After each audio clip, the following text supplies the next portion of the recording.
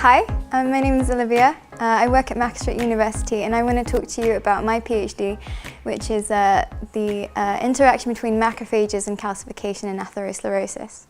Now, I love the study of inflammation. It's how I did my bachelor's degree and my master's degree. And the reason I think that I like it so much is because it's the way that the body purges itself of things that could potentially hurt you. So bacteria and dead cells and infected cells, you have to get rid of those in order to stay healthy. But in later life, the process of inflammation is actually what causes some of our worst diseases, so heart disease and cancer. Long-term chronic inflammation, which is when you can't get rid of something that you need to get rid of, is like having one room of your house always being on fire. It would really, really stress you out. And maybe it would even burn your house down. So atherosclerosis is like this process. You have a buildup of lipids and dead cells inside your arteries that you can't get rid of. And because you can't get rid of it, you just attract more immune cells that keep on trying to get rid of it. And this just makes the problem worse. Now, in atherosclerosis, you also have the buildup in late stage of calcification, which is calcium and phosphate, which precipitate to make crystals.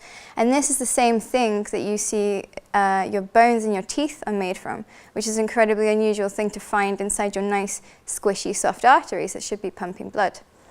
Now, when we see vascular calcification, we don't just see it everywhere throughout the plaque. It doesn't just calcify like limescale does in a kettle. Instead, we see it exactly co-localized to where you have the most inflammation. And when we talk about inflammation, you can't mention it without mentioning macrophages.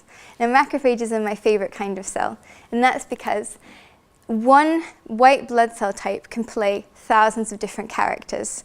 It has many different characteristics and different behaviors that it can produce, it can be both a firefighter and an arsonist. So they can be very, very pro-inflammatory and very, very anti-inflammatory. And in fact, macrophages are so cool that other vascular cell types actually try and become them in atherosclerosis.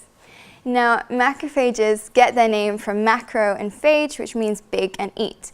And that's part of the inflammation process. They try and eat things that could hurt you. And then they get fat. So imagine your atherosclerotic plaque as a bouncy castle. It's nice and squishy and soft and full of macrophages.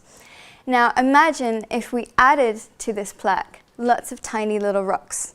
What would that do to the state of the plaque? Well, first of all, these tiny little rocks are going to be sharp. And if you're bouncing on them, it's possible that you could just rupture your whole bouncy castle, and that could give you a heart attack or a stroke. Secondly, your macrophages inside this castle bouncing on these little rocks, it's really going to hurt them because they're spiky. And that's going to make them angry, and making them angry makes them more inflammatory, and making them more inflammatory actually worsens the process of atherosclerosis. Thirdly, macrophages being who they are, they will try and eat these little rocks to try and get them out of the way. This is like eating sand. And imagine if all your food from now on was only ever served to you with sand in it, you'd be really, really angry.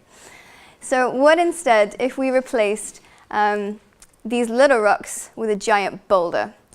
Now, this still isn't very good, but macrophages being around this boulder will already know that this is far too big to eat. And also, as some kind of benefit to the whole plaque itself, this can at least anchor it to the ground. It isn't going to blow away, and it makes it a lot less likely to rupture.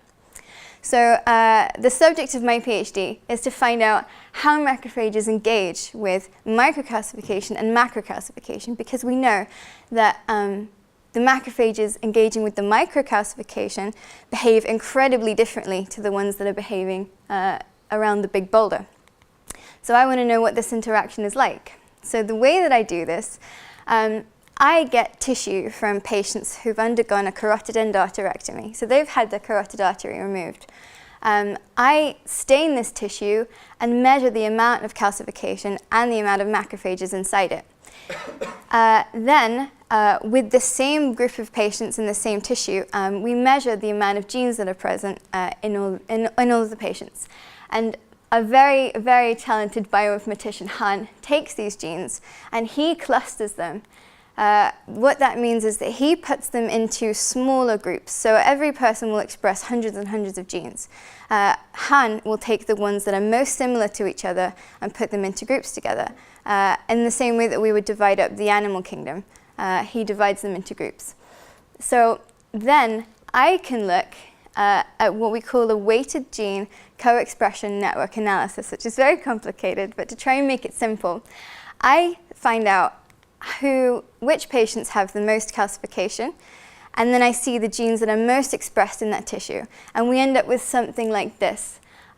So here are my macrophage-related genes, my calcification-related genes, and along with this, I also have, thanks to the work of other members of my lab, lots of other cell types that I can also relate to this data that I never even would have considered before.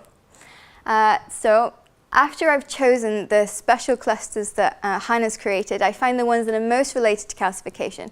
So I picked 3. And from this, I cannot look at every gene in this collection because there are hundreds. So what I have to do is rank them.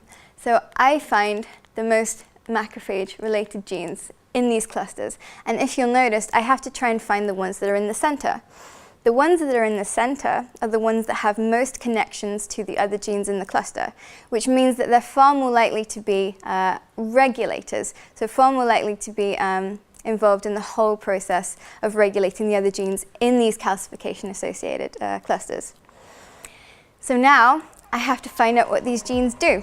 And now I want to find out the process between microcalcification and macrocalcification. Do these genes play a part? So hopefully, at the end of my PhD, I'll have an answer. Thank you.